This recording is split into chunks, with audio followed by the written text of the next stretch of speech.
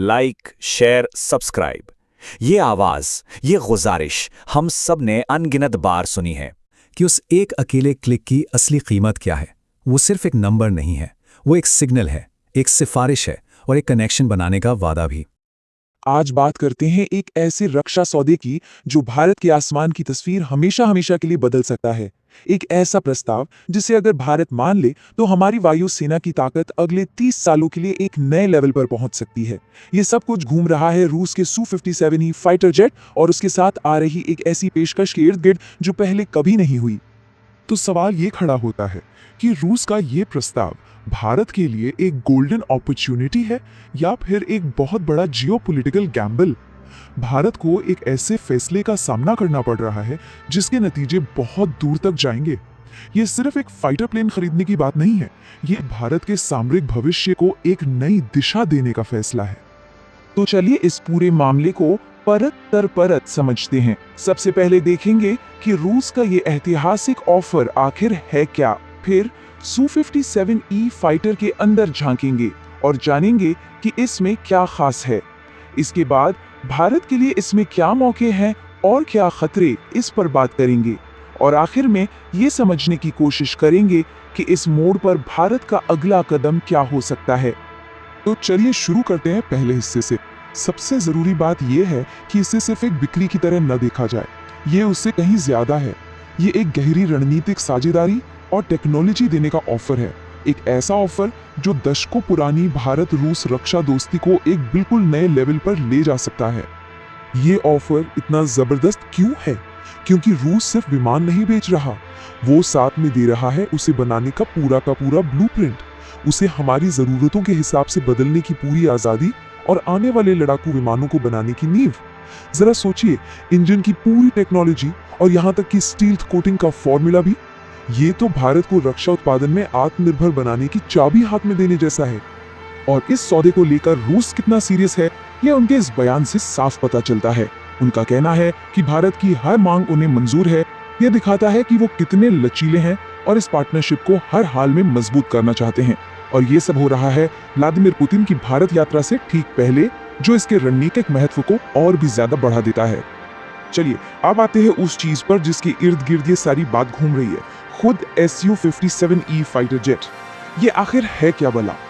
Su-57E रूस का पहला 5वीं पीढ़ी का स्टिल्थ फाइटर जेट है, जिसे सीधे सीधे अमेरिका के F-22 रैप्टर और F-35 का सबसे बड़ा कॉम्पिटिटर माना जाता है। 5वीं पीढ़ी के विमानों की सबसे बड़ी ताकत होती है स्टेल्थ टेक्नोलॉजी, यानी दुश्मन के रडार की नजरों से ओझल हो जाने की काबिलियत। Su-57E ये कैसे करता है? अपने खास डिजाइन और हथियारों को अपने फ्यूसलाज के अंदर छिपाकर। जब मिसाइलें बाहर नहीं लटकी होती तो विमान का रडार सिग्नेचर बहुत ही छोटा हो जाता है और ये लगभग अदृश्य होकर दुश्मन के इलाके में घुस सकता है। इसकी एक और कमाल की क्षमता है सुपर क्रूज। इसका मतलब है बिना एक्स्ट्रा फ्यूल जलाने वाले आफ्टर बर्नर के आवाज की रफ्तार से भी तेज उड़ते रहना। जंग के मैदान में इसका फायदा सोचिए, ज्यादा देर तक, ज्यादा दूरी तक सुपरसोनिक स्पीड पर दुश्मन से आगे रहना, वो भी बिना फ्यूल की चिंता किए। ये किसी मैराथन रनर की तरह है जो स्प्रिंटर की रफ्तार से दौड़ सकता है।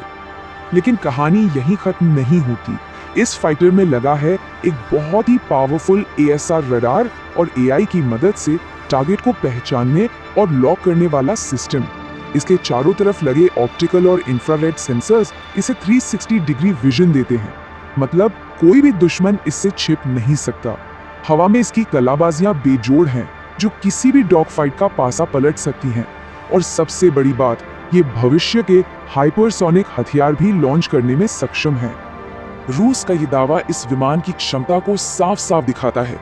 ये सिर्फ एक अपग्रेड नहीं है, ये हवाई जंग के तरीके को ही बदल सकता है, जहां दुश्मन को ये पता चलने से पहले ही खत्म कर दिया जाए कि उस पर हमला हो भी रहा है।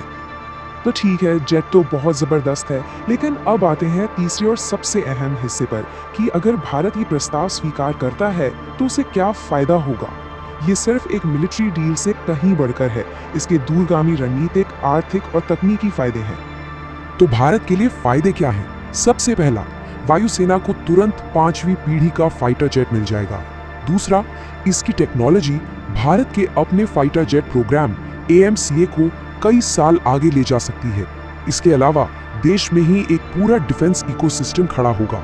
मेक इन इंडिया को एक जबरदस्त बूस्ट मिलेगा, चीन के J-20 फाइटर का एक मुंहतोड़ जवाब मिलेगा और भारत को अपनी रक्षा जरूरतों के लिए सही मायनों में रणनीतिक आजादी मिलेगी।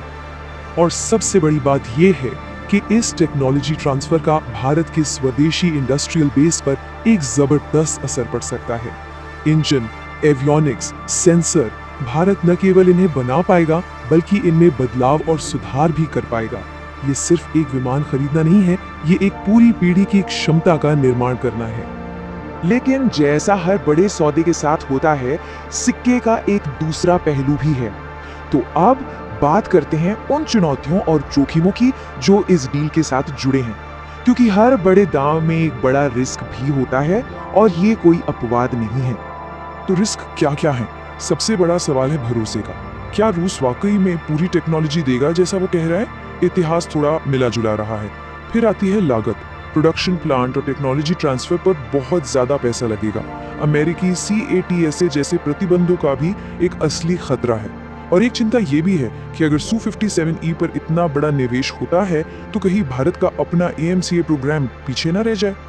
और यहीं आकर भारत के सामने सबसे बड़ी दुविधा खड़ी हो जाती है। एक तरफ है रूस का ऑफर जो टेक्नोलॉजी की पूरी आजादी देता है, सोर्स कोड, इंजन की तकनीक, स्टेल्थ का फॉर्मूला, सब कुछ। इससे आत्मनिर्भरता का रास्ता खुलता है। दूसरी तरफ अमेरिका जैसे देशों से मिलने वाले विमानों में टेक्नोलॉजी पर पूरा कंट्रोल सप्लायर का होता है, यानी विमान तो मिलता है लेकिन उसकी आत्मा, उसकी कोर टेक्नोलॉजी हमेशा दूसरों के हाथ में रहती है। तो इन सारे फायदों और जोखिमों के बीच भारत आखिर करेगा क्या? हम अपने अंतिम खंड पर पहुंच गए हैं, जहां हम ये समझने की कोशिश करेंगे कि इस मुश्किल फैसले पर भारत कैसे आगे बढ़ सकता है। ये कोई सीधा साधा हाँ या ना का फैसला नहीं होने वाला है। ज्यादातर एक्सपर्ट्स का मानना है कि भारत एक हाइब्रिड मॉडल या बीच का रास्ता अपना सकता है। मतलब पहले कदम के तौर पर कुछ Su-57E विमान खरीदे जाएं ताकि वायुसेना को फौरन ताकत मिले। दूसरे कदम में इंजन और एवियोनिक्स जैसी सबसे जरूरी टेक्नोलॉजी का पूरा ट्रांसफर पक्का किया जाए और फिर इस नई टेक्नोलॉजी का इस्तेमाल भारत के अपने AMCA प्रोग्राम को रफ्तार देने के लिए किया जाए। ये एक स्मार्ट तरीका है जिसमें जोखिम कम है और फायदे ज्यादा। तो कुल मिलाके भारत के लिए इस ऑफर का यही मतलब है। ये सिर्फ एक फाइटर जेट खरीदना नहीं है, ये तकनीकी स्वतंत्रता के एक दरवाजे में निवेश करना है, एक आत्मनिर्भर डिफेंस इकोसिस्टम बनाने का मौका है, चीन के खिलाफ शक्ति संतुलन और ग्लोबल एरोस्पेस पावर बनने का एक मौका है। ये वो दरवाजा है जो एक लंबे समय से देखे गए सपने को हकीकत में बदल सकता है। तो आखिरी सवाल यही है कि क्या ये एक सौदा भारत की तकदीर बदल देगा? आने वाले कुछ महीने इस पर तस्वीर साफ कर देंगे। लेकिन एक बात तो तय है, इस एक फैसले पर सिर्फ भारत का ही नहीं बल्कि पूरे एशिया में आने वाले 30 सालों की हवाई ताकत का भविष्य टिका हो सकता है।